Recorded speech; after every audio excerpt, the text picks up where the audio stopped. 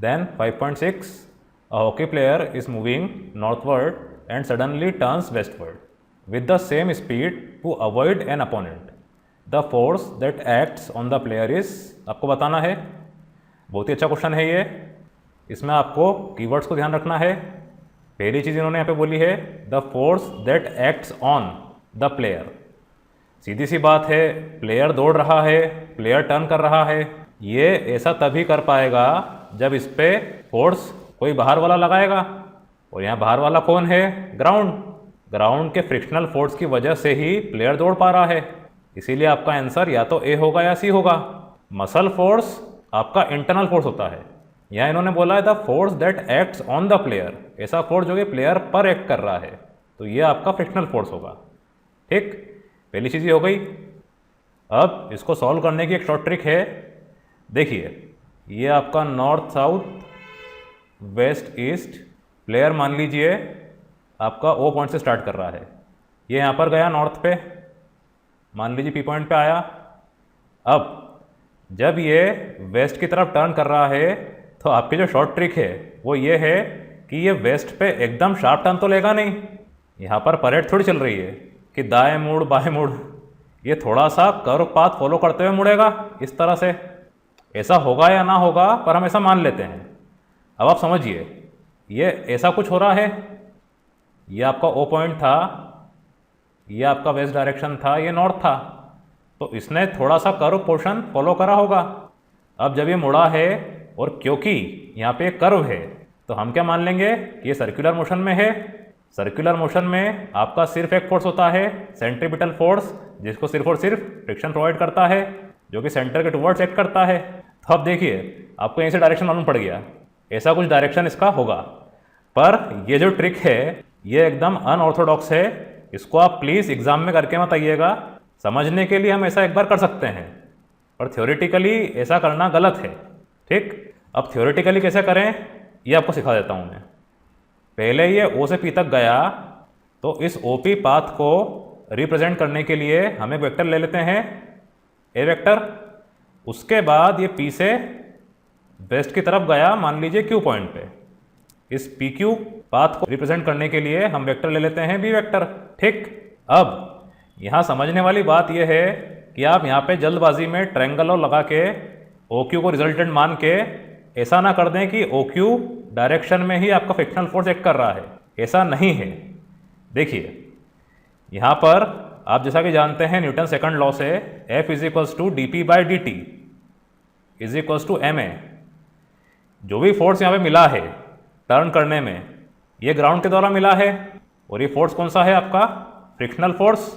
अब ये frictional force जिस डायरेक्शन में एक्ट करेगा, इस फ्रिक्शनल फोर्स का डायरेक्शन आपको पता चलेगा इस चेंज इन मोमेंटम की वजह से।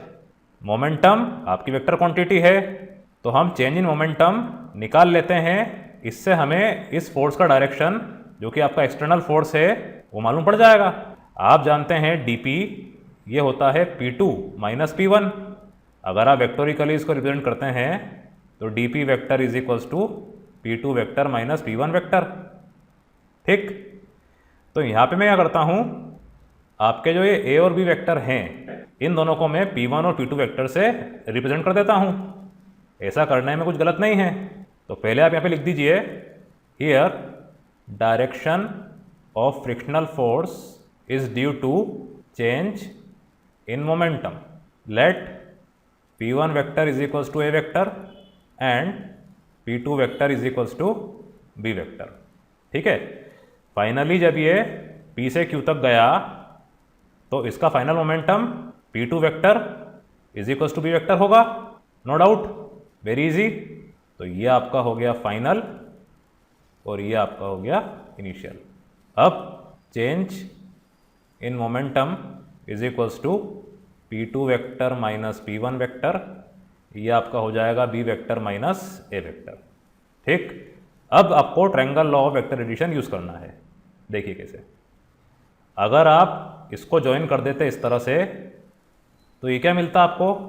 ओ Q vector is equals to a vector plus b vector, या ओ क्यू ना बोलें, अगर आप r बोल दें इसको, तो r vector is equals to a vector plus b vector.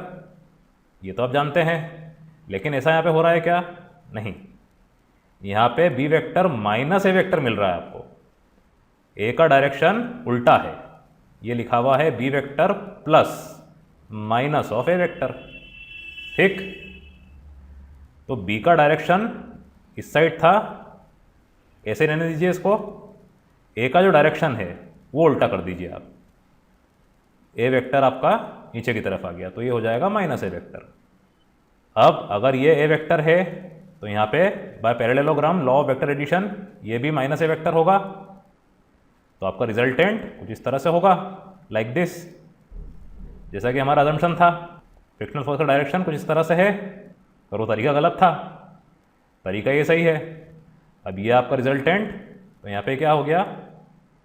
Resultant R vector is equals to B vector plus minus A vector, और यही रिजल्टेंट आपके फ्रिक्शनल फोर्स का डायरेक्शन दे रहा है। इस तरह से ये सॉल्व होगा। आपका डायरेक्शन ऐसा है, इस तरह से कहीं पे भी बना लीजिए आप। ये क्या है?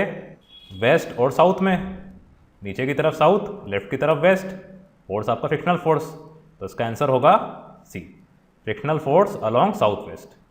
ठीक, एक बार और आपको एक्सप्लेन कर देता हूँ मैं। यहाँ आपको ये समझना है वो फोर्स जो कि प्लेयर पर एक्ट कर रहा है, तो ऐसा फोर्स कौन सा है? फ्रिक्शनल फोर्स, जो कि ग्राउंड प्लेयर पे लगा रहा है, जिससे कि वो दौड़ पा रहा है। इस फ्रिक्शनल फोर्स का डायरेक्शन क्या होगा? तो इसके लिए हमने न्यूटन सेकंड लॉ यूज़ किया। सेकंड लॉ कहता है F is equals to D P by D T. यहाँ पे जो आपका F है जो फ्रिक्शनल फोर्स है, और इस फ्रिक्शनल फोर्स का डायरेक्शन तय करने वाला कौन है? योर चेंज इन मोमेंटम, तो D P by D T. अब यहाँ पे मैंने P2 को फाइनल मोमेंटम मान लिया, P1 को इनिशियल, तो change in momentum is equals to P2 vector minus P1 vector is equals to B vector minus A vector according to our diagram. उसके बाद आपने देखा कि ए वेक्टर का डायरेक्शन उल्टा था, तो मैंने डायरेक्शन उल्टा बना दिया, तो रिजल्टेंट नीचे की तरफ आ गया। नीचे की तरफ आया मतलब कि साउथ वेस्ट डायरेक्शन में, इसीलिए frictional force along south west direction.